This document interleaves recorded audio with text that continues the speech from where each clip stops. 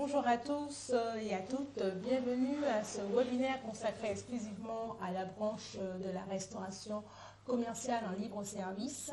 Nous allons vous présenter aujourd'hui une étude prospective qui a été réalisée au sein de l'Observatoire et en appui avec le cabinet Catalyse. Étude donc pilotée par l'Observatoire. Au cours de ce webinaire, nous allons partager et mettre en lumière les principales richesses de la branche, partager les enjeux identifiés et les leviers mobilisables pour les entreprises, en s'appuyant bien entendu sur les résultats de ces travaux. Nous allons donner également la parole à ceux qui animent cette branche au quotidien, du moins à celles qui animent cette branche au quotidien.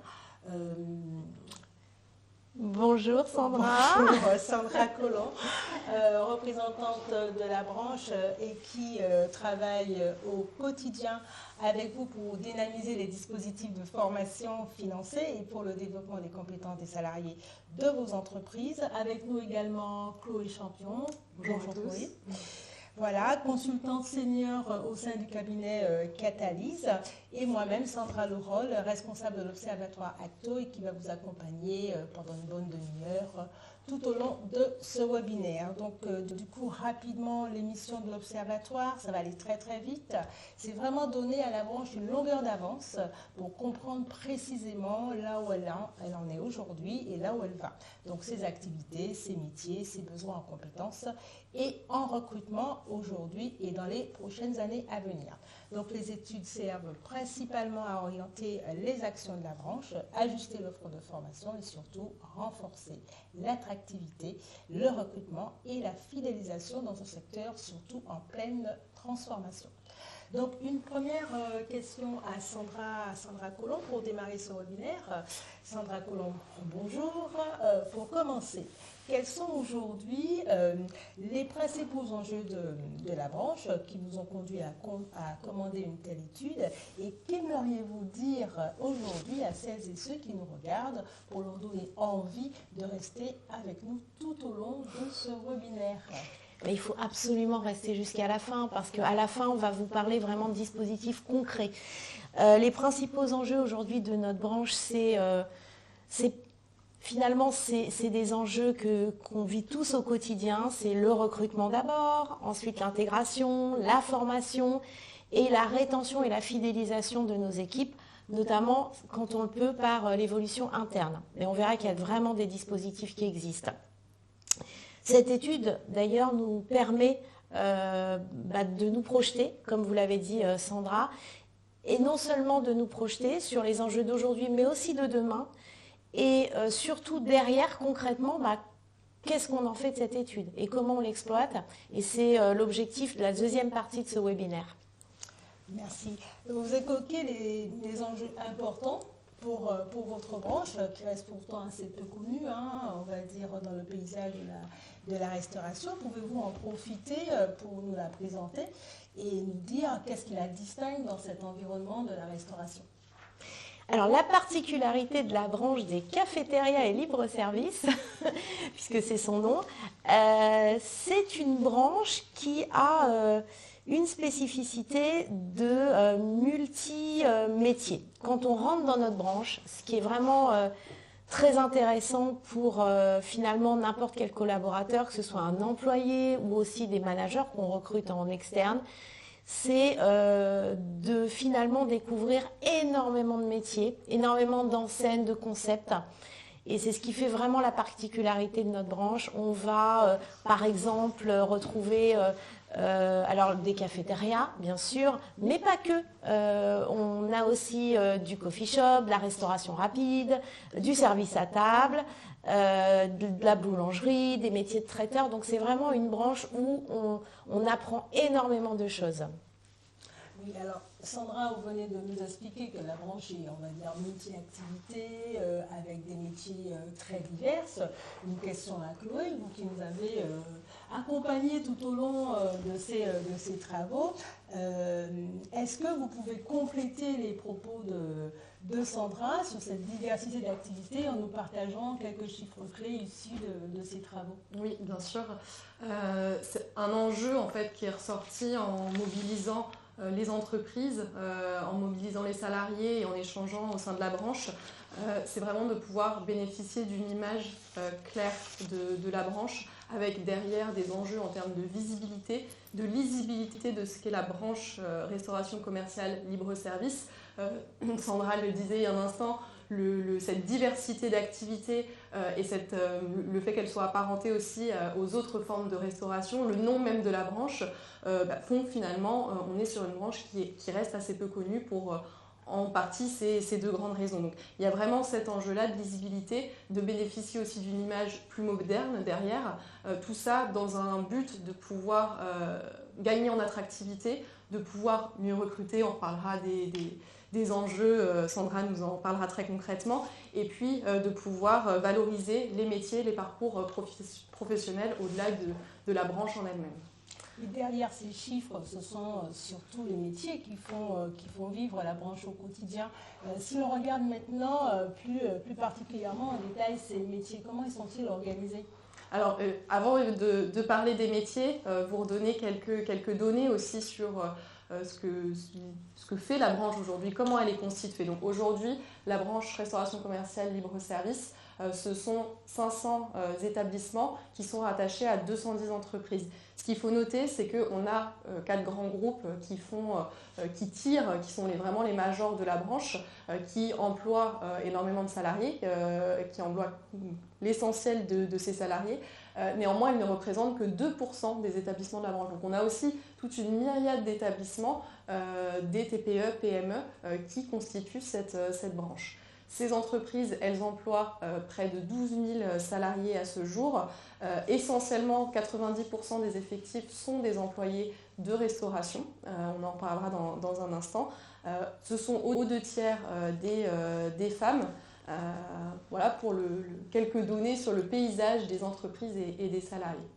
Donc pour vous répondre à votre dernière question, Sandra, sur l'organisation des métiers, on a en fait fait le constat d'une organisation classique au sein des établissements en 3 strates. On a un premier niveau, une première strate hiérarchique qui est constituée principalement des employés de restauration. On va retrouver dans ce même niveau quelque part hiérarchique aussi d'autres métiers opérationnels de type cuisinier. On va retrouver des boulangers. Je reviendrai aussi dans un instant sur un métier émergent. Donc, on a principalement ces employés de restauration. On a un deuxième niveau d'encadrement intermédiaire qui va être variable selon l'organisation des établissements et leur taille aussi, qui va prendre différentes appellations, animateur point de vente ou de service, responsable point de vente par exemple, et qui a un rôle vraiment essentiel, qui est vraiment un trait d'union entre les opérations, nos employés de restauration et la direction, et qui ont un rôle vraiment clé avec des responsabilités qui grandissent.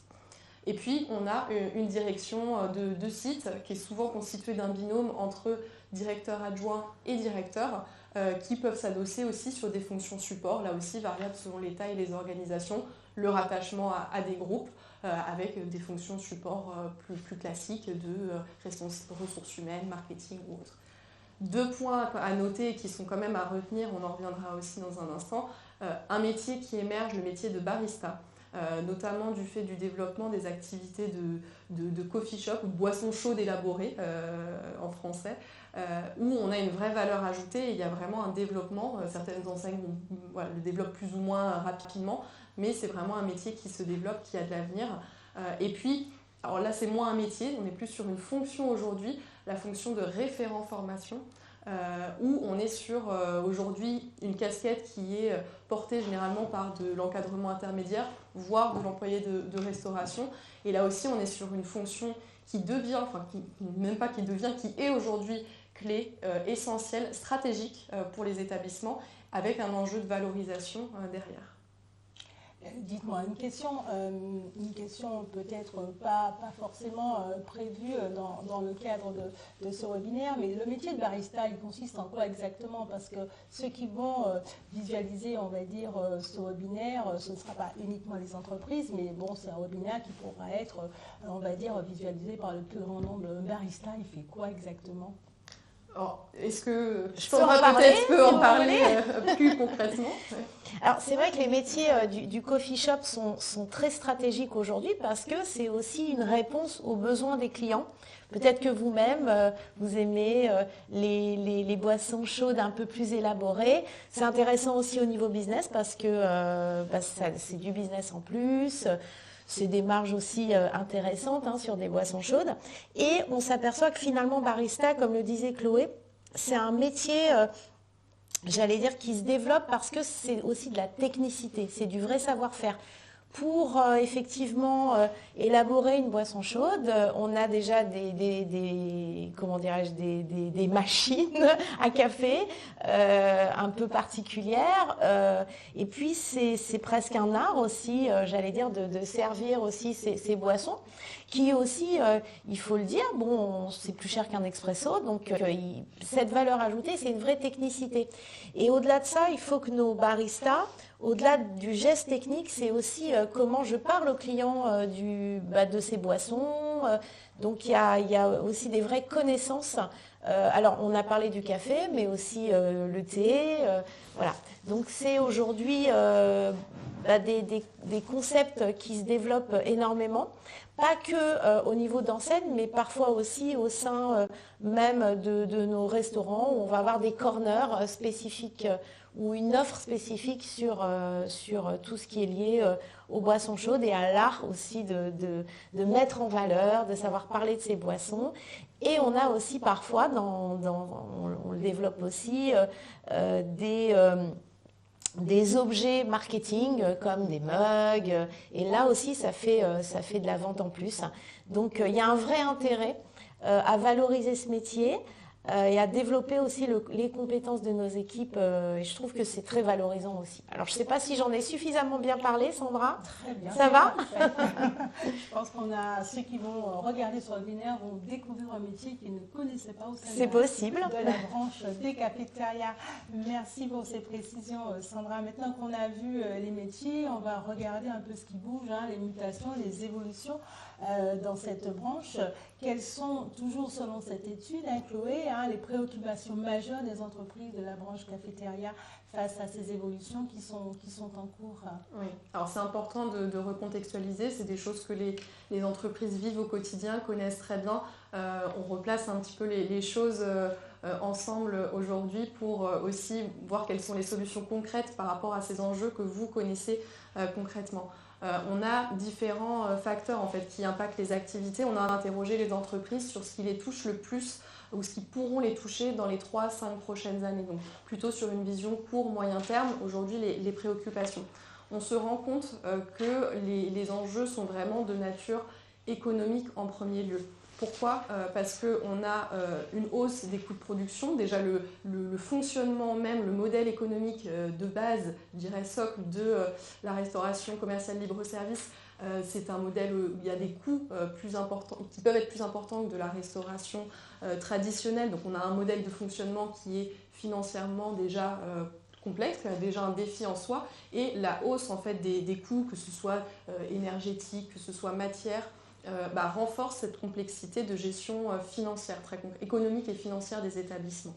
Ce qui vient renforcer cet enjeu, ce défi-là de gestion économique, c'est la concurrence des autres formes de restauration. Je ne reviens pas dessus, on en a parlé il y a un instant, et puis le fait que les mutations aussi des pauses déjeuner impactent ces activités-là, renforcent cette concurrence, et puis les difficultés de recrutement aussi derrière, qui génèrent des coûts pour les établissements. C'est notamment le cas sur les métiers de l'encadrement intermédiaire que j'évoquais tout à l'heure, où on a des difficultés vraiment accrues sur ces postes-là, d'où les enjeux de pouvoir faire monter en compétence les équipes opérationnelles, de pouvoir favoriser ces parcours et in fine avoir des coûts aussi plus maîtrisés liés à ces enjeux de ressources humaines. Voilà. Donc, en conséquence, par rapport à ces facteurs-là, il y en a d'autres qui ont été identifiés, le sujet de la transition numérique, le sujet d'évolution aussi réglementaire, mais on est plus sur des choses fil de l'eau, en tout cas en termes de préoccupation là aujourd'hui. Voilà ce qui impacte les entreprises. Donc, Quelque part, il y a un sujet aussi en termes de vision stratégique par rapport à ces établissements-là qui ont une vue assez court terme finalement, ce qui est tout à fait logique et naturel et important aussi, puisque c'est important d'avoir une souplesse là pour répondre aujourd'hui à ces défis et trouver des solutions. Donc c'est normal que les entreprises aient du mal à se projeter à moyen terme et en tout cas elles arrivent à trouver cette souplesse. On parlait de développement de nouveaux concepts, alors ça se fait encore de manière marginale aujourd'hui, mais on voit qu'il y a des mouvements et des solutions qui sont mises en place pour maintenir le niveau d'activité, voire le développer dans les prochains temps. En termes d'organisation, ça fait aussi qu'on a une augmentation de l'activité de gestion, donc ça impacte les différents niveaux intermédiaires, direction d'établissement, fonction de support, ça impacte un petit peu tout le monde. Et puis en termes de compétences aussi, on est sur des compétences qui se développent, qui se renforcent à tous les niveaux. Encadrement, effectivement, j'ai une activité de gestion qui est plus poussée, qui est plus complexe, avec des suivis d'indicateurs qui doivent être plus fines et quotidiennes quelque part. Je suis employé polyvalent, j'ai des possibilités de parcours et j'ai tout intérêt à développer mes compétences pour devenir référent en formation, pour devenir barista, pour occuper toute cette diversité de postes qui existent au sein d'un même site ou d'un même groupe. Voilà, en quelques mots. Et en termes de technologie, est-ce qu'on peut dire que, vous savez, on parle beaucoup d'intelligence artificielle aujourd'hui, est-ce que cette technologie vient impacter la branche à travers les études? Est-ce que vous avez des retours des entreprises sur ce sujet? Alors, on a interrogé sur effectivement tous les sujets technologiques, sociaux, réglementaires, qui peuvent toucher les entreprises sur l'intelligence artificielle et je dirais même le numérique et le digital de manière plus globale. Les sujets qui sont ressortis, en tout cas là à court terme ou sur les 2-3 prochaines années, on est plus sur des évolutions fil de l'eau, encore une fois, des évolutions à la marge, de nouveaux outils, des outils métiers à s'approprier. Et quelque part, on va avoir des évolutions qui sont plus marquées à court terme sur des fonctions support. En tout cas, c'est ce qui ressort dans l'étude. Peut-être qu'il y aura des développements et des innovations qui pourront être développées sur lesquelles les établissements n'ont pas forcément de prise de vue aujourd'hui. En tout cas, on n'a pas observé et on n'anticipe pas à ce jour de bouleversement, en tout cas si on parle des 2-3 prochaines années. Voilà. Peut-être que Sandra a une vision complémentaire, mais en tout cas par rapport aux entreprises qu'on a mobilisées, voilà, on ne s'attend pas à un bouleversement à très court terme. Oui, je confirme pour le moment, on va se projeter déjà dans les 2-3 ans qui viennent. Très bien. Et concrètement, Chloé, face à ces enjeux, ces mutations, de quels besoins en recrutement parle-t-on dans la branche? Quels sont les volumes d'emplois qui sont attendus? Oui. Je le disais tout à l'heure, on est à une estimation aujourd'hui de 12 000 salariés dans la branche. Les besoins en recrutement par rapport à ces enjeux, on les a estimés à partir d'un jeu d'hypothèses qui a été posé en mobilisant les entreprises, vous, qui nous regardez concrètement sur comment vous projetez en termes d'effectifs. Et donc, on a posé des hypothèses qui reposent sur l'évolution du volume d'activité et l'évolution du nombre d'établissements aussi dans la branche, c'est une première chose.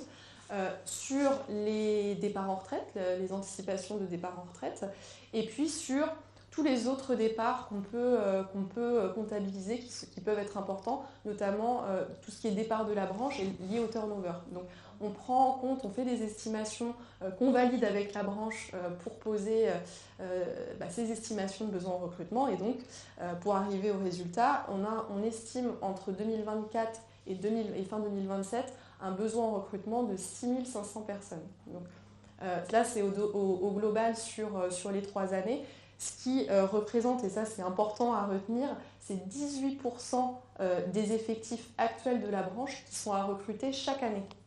Donc ça, c'est hyper important à retenir parce que ça représente des volumes significatifs, et la majorité de ces recrutements sont à réaliser pour pallier les départs liés au turnover notamment.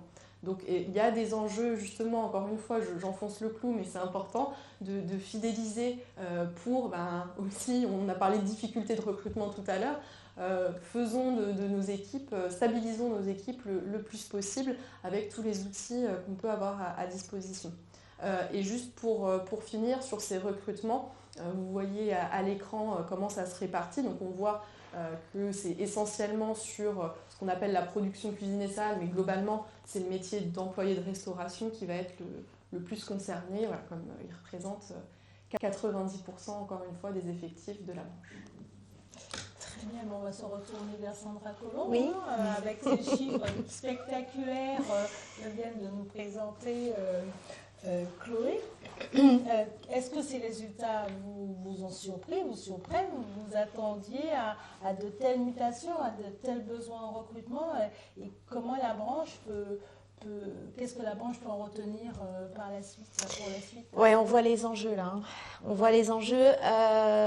Alors, ces résultats, dans leur proportion, oui, nous ont surpris quand même, il faut l'avouer. Mais on est au quotidien sur le terrain et on voit bien ce qui se passe et les enjeux. Là, on voit quand même effectivement un enjeu clé, alors de recrutement, oui, mais aussi de rétention et de fidélisation, et aussi d'évolution, parce que ce qui est génial dans nos métiers, et ce n'est pas le cas finalement dans tous les secteurs d'activité, c'est que dans nos métiers, on peut vraiment évoluer. Chloé a présenté les différentes strates d'une organisation classique, mais c'est vrai que ces employés de restauration qui constituent 85-90% de nos équipes, ce qui est vraiment intéressant, c'est que et vous le savez bien, vous les professionnels qui nous regardez, on est dans des métiers où l'ascenseur social, c'est pas virtuel, c'est réel. Et il y a vraiment une strate intermédiaire entre je suis employé, je peux acquérir une expertise pour effectivement devenir formateur dans un premier temps. Et ensuite, pourquoi pas, pour ceux qui le souhaitent, sur des postes de manager premier niveau. Et on voit vraiment tous ces enjeux de mieux recruter, mais aussi mieux intégrer, fidéliser et s'appuyer sur nos experts, qui sont souvent des employés de restauration. Et le métier de formateur terrain, je pense que le résultat de cette étude nous montre que c'est vraiment, comme l'a dit Chloé, quelque chose de ultra stratégique. C'est comment demain on peut valoriser ces experts qui sont des employés et qui peuvent vraiment nous aider à mieux intégrer, mieux former ces nouveaux employés de restauration qui arrivent. Et ça, c'est les viviers des managers de demain, finalement, ces employés-là. Et on a aussi des observations par rapport notamment au turnover, c'est que dès qu'on recrute des managers en externe, ça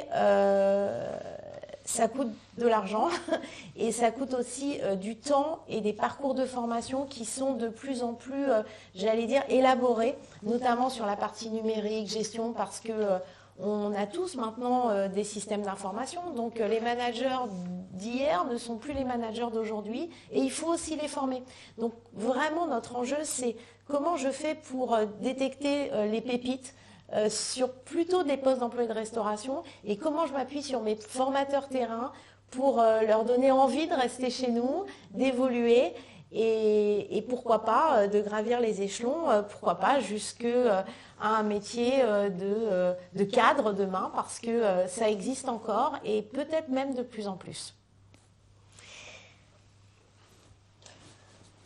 Comment vous voyez par la suite concrètement tous ces métiers, comment dirais-je, vous pouvez les amener, vos salariés, à évoluer dans le temps? Quels sont les dispositifs que vous utilisez au sein de votre branche? Alors, si on repart du début, on va parler déjà du recrutement, Sandra. Aujourd'hui, cette étude aussi, avec les perspectives, quand on voit qu'on est 12 000 salariés et que d'ici 2027, on doit recruter 6 500, ça veut dire pratiquement la moitié des effectifs, c'est énorme, quoi. Donc déjà, parlons de recrutement. Aujourd'hui, il y a de plus en plus d'entreprises, alors pas que dans notre branche, mais ça commence à arriver chez nous.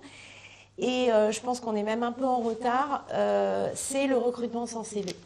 Ça, c'est vraiment intéressant, je pense, d'en parler, parce que ça donne la chance à tout le monde. Et parfois même des personnes qui ont des problématiques avec, j'allais dire, la lecture, l'écriture. Nous, notre branche, on accueille tout le monde. Et donc, le recrutement sans CV, c'est vraiment quelque chose d'intéressant. En tout cas, qu'on peut tester déjà dans certaines de nos entreprises, mais qui sont déjà mis en place dans énormément d'entreprises, plus généralement dans les métiers du service. Et là, ça donne aussi, pourquoi pas, un peu plus de choix, parce que recrutement sans CV, ben voilà, les candidats de l'externe c'est peut-être plus inclusif aussi, de se dire, ben voilà, je vais pouvoir postuler sans forcément devoir travailler sur un CV. Donc déjà, le recrutement est important. Bon, une fois qu'on a suffisamment de candidatures pour avoir un peu de choix, ce qui parfois est compliqué aussi, ben, on va recruter les personnes et après la deuxième strate, c'est comment je les intègre ces gens-là. On a vu cet enjeu en fait de fidélisation, on a le turnover qui agit énormément au-delà des départs en retraite, hein, mais il y a aussi ce turnover qui est important dont a parlé Chloé. Donc un enjeu énorme sur mieux intégrer, mieux former. Et c'est là où on revient à nos fameux experts, les piliers de nos restaurants, hein, qui sont nos experts et qui peuvent vraiment, qui ont tout le savoir, toute l'expérience, mais aussi le sentiment d'appartenance dans nos entreprises. Ça, c'est important pour vraiment mieux intégrer les nouveaux. Pourquoi pas travailler voilà, sur donner le goût aussi de rester chez nous et puis qu'on puisse réduire un petit peu ce turnover qui souvent se produit dans les 6 premiers mois. Donc il y a un vrai enjeu en fait dans cette intégration et évidemment la formation et la professionnalisation. Et en termes d'évolution, est-ce que vous avez des éléments concrets à nous partager? Et oui. Alors, il faut savoir que l'année 2025 a été une année très fructueuse. Comme vous l'avez dit, Sandra, moi je représente la branche aujourd'hui et je n'en suis qu'une humble représentante, mais il y a toute une équipe qui travaille avec nous. On est sur effectivement un groupe avec des personnes qui représentent le collège employé, le collège employeur. Donc voilà, on travaille ensemble avec aussi les équipes d'Acto qui nous aident énormément. Et donc, on s'est vraiment concentré sur finalement les deux métiers clés, dont le métier d'employé de restauration, hein, dont Chloé en a parlé. Et donc, on a une nouvelle certification. Alors, c'est un titre à finalité professionnelle. Un titre à finalité professionnelle, ça pèse vraiment un poids puisque c'est reconnu au registre national des certifications professionnelles. Donc ça vaut quelque chose. Et donc on a un nouveau titre à finalité professionnelle pour ce métier d'employé de restauration.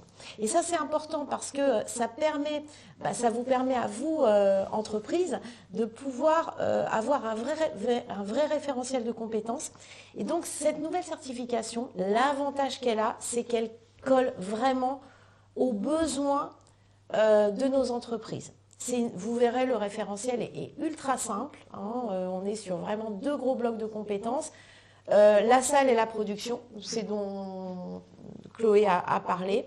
Et donc là, ça va vraiment nous permettre justement à ces formateurs terrain, à nos managers, à toutes les équipes qui intègrent en fait ces employés de restauration, d'avoir ce référentiel et vraiment une guideline pour vraiment savoir comment effectivement monter derrière des parcours de formation et surtout, pourquoi pas, proposer à ces nouveaux employés d'obtenir aussi une certification parce que nombre d'entre eux, quand ils viennent chez nous, alors où ils ont des diplômes mais aucun rapport avec nos métiers, donc ça leur permet d'obtenir une certification reconnue, pas uniquement d'ailleurs par la branche cafétéria, mais par finalement toutes les branches de la filière restauration, ça c'est important.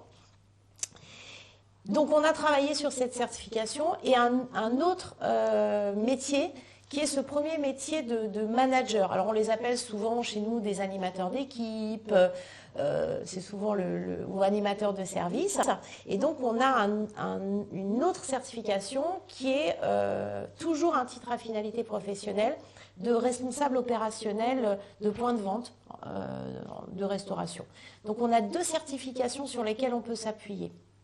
Est-ce que j'ai répondu à votre question? Oui, je pense qu'on pouvait encore faire mieux, parce que quand on a préparé ce webinaire, vous m'avez beaucoup parlé de la VAE.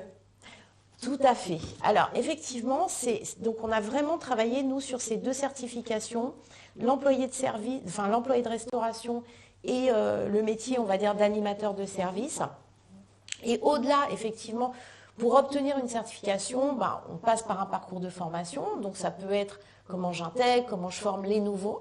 Mais pour les équipes qui sont chez nous, et merci Sandra de me faire rebondir sur cette VAE, sur cette validation d'acquis d'expérience, c'est qu'en fait, là, c'est vraiment un outil, j'allais dire, de fidélisation. Nombre de salariés chez nous, dans nos métiers, ont évolué en interne sans diplôme. Et là, ça nous permet vraiment de pouvoir, en 24 heures, ce qui est très peu, obtenir un titre à finalité professionnelle, ce fameux ROPR, via la VAE. ROPR, responsable opérationnel de point de vente en restauration.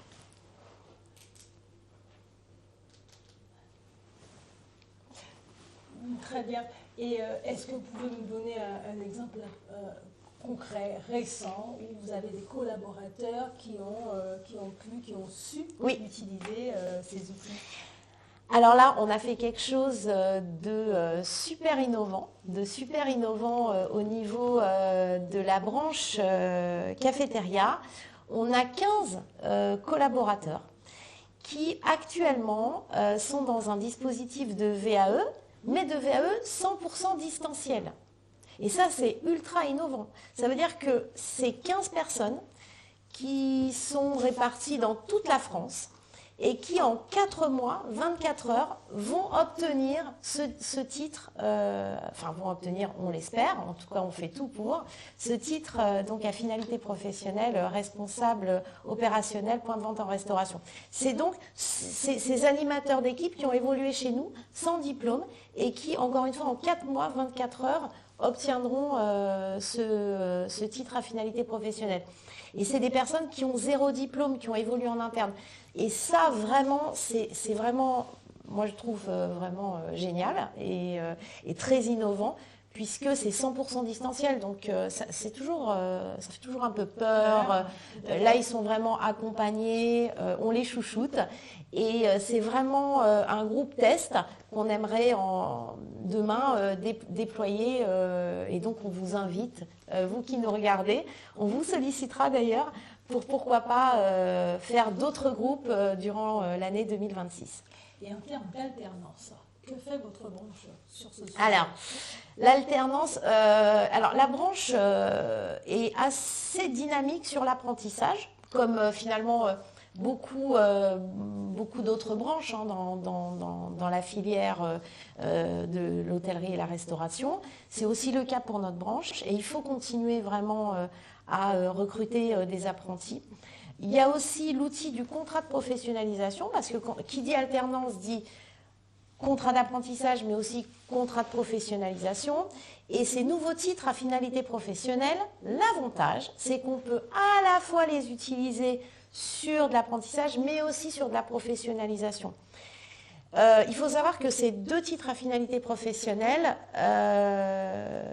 il faut vraiment, s'il vous plaît, vous y intéresser et les utiliser ou pour faire de l'apprentissage ou de la professionnalisation, parce que nous, on a aussi un enjeu, c'est qu'en 2028, si on n'a pas assez d'apprentis ou d'alternants sur des contrats de professionnalisation, nos nouvelles certifications sur lesquelles on a travaillé, elles peuvent tomber. Donc, il faut vraiment qu'on y aille. Alors, ou sur des contrats, donc c'est des nouveaux qu'on intègre en apprentissage ou en contrat de professionnalisation. Ou alors, comme je l'ai dit, en validation des acquis d'expérience pour les équipes qui ont évolué en interne et qui n'ont pas de diplôme. Donc, pour compléter vos propos, je rappelle aux entreprises qui nous regardent que Acto a des conseillers sur le terrain qui peuvent vous accompagner pour vous aider à mettre en place tous les dispositifs que Sandra Collomb vient de vous présenter, certification, titre à finalité professionnelle, les contrats de professionnalisation et les contrats d'apprentissage. Bien entendu, tout ça pour vous accompagner, pour professionnaliser les nouveaux entrants et également vos salariés qui sont en exercice, et tout ça pour permettre bien entendu à votre activité d'être pérenne et pour surtout faire face aux nombreuses mutations que nous avons vues avec Chloé juste avant. Je sens que vous voulez rajouter quelque chose, Sandra. En fait, moi la première, je m'appuie énormément sur ma conseillère Acto parce qu'en plus, voilà, on sait qu'aujourd'hui les choses s'accélèrent. Pas que au niveau du contexte d'innovation ou de nouveaux concepts, mais aussi, et comme vous le savez bien, côté dispositif. Il y a parfois des retours en arrière, et puis bon, ça change souvent en ce moment. Et vraiment, nos conseillers Acto, eux, ils ont toutes les dernières informations. Et on n'en a pas parlé, mais c'est vraiment important, c'est les financements derrière, parce que les personnes qui nous écoutent vont me dire c'est bien beau tout ça, mais nous, on a aussi des enjeux économiques. La bonne nouvelle, c'est que si on arrive à s'appuyer sur ces dispositifs, via l'alternance, via la VAE, il y a des financements derrière sur ce qu'on appelle les fonds d'approfessionnalisation. C'est peut-être un gros mot pour certains parce que vous ne connaissez pas encore, mais vos conseillers Acto vont vous en parler. Et vraiment derrière, on a des financements qui permettent de financer la partie coût pédagogique, mais parfois aussi les salaires. Donc c'est très intéressant. Et rien de mieux que les conseillers Acto pour vous guider dans ces démarches. Eh bien, on va tout doucement, on va dire, arriver à la fin de notre webinaire. S'il fallait retenir en 2 mots quelque chose de cette étude, qu'est-ce que vous diriez à vos entreprises qui vous écoutent? Moi, je dirais que même si cette étude nous montre... Alors, est-ce qu'on est surpris, est-ce qu'on n'est pas surpris? On est un peu surpris quand même des enjeux en termes de volumétrie de recrutement, ça c'est clair. Mais la bonne nouvelle, c'est que vraiment, en 2025, je pense qu'on a bien ciblé nos travaux sur ces 2 métiers clés qui sont l'employé de restauration et aussi ce manager de premier niveau. Il faut aussi qu'on sache valoriser nos formateurs terrain, mais ça vous le savez mieux que moi. Comment aussi on peut valoriser ce métier de formateur terrain qui est de plus en plus clé. Et puis les perspectives, c'est aussi de travailler sur ce métier de barista, parce qu'on en a parlé aussi. Et donc voilà, on vous invite vraiment à vous intéresser à ces 2 certifications qui du coup cadrent bien par rapport aux enjeux d'aujourd'hui, mais aussi de demain. Eh bien, écoutez, il ne me reste plus qu'à remercier nos 2 intervenants, Chloé Champion. Merci encore, Chloé, de nous avoir accompagnés tout au long de cette étude. Sandra Collomb, représentante de la branche.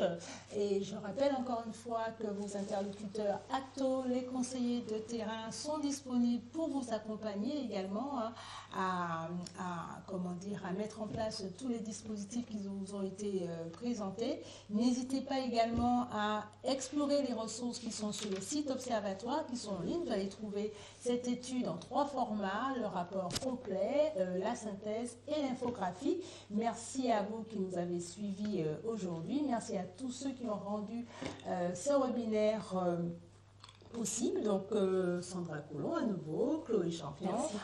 Sandra que vous ne voyez pas, Simon Cantarel également, Charlotte qui vous a suivi tout au début de cette étude, à qui voilà, je vous fais un petit coucou, et puis également à la déléguée branche que vous ne voyez pas, Stéphanie Hulot. Donc les établissements, bien entendu, je vous remercie parce que vous avez été mobilisés tout au long de ces travaux, et les partenaires sociaux, membres des instances paritaires qui nous ont également accompagnés. Donc le mot de la fin, eh bien, c'est mieux recruter, mieux intégrer, mieux former, fidéliser et faire évoluer la branche de la restauration commerciale libre-service. À bientôt et au revoir.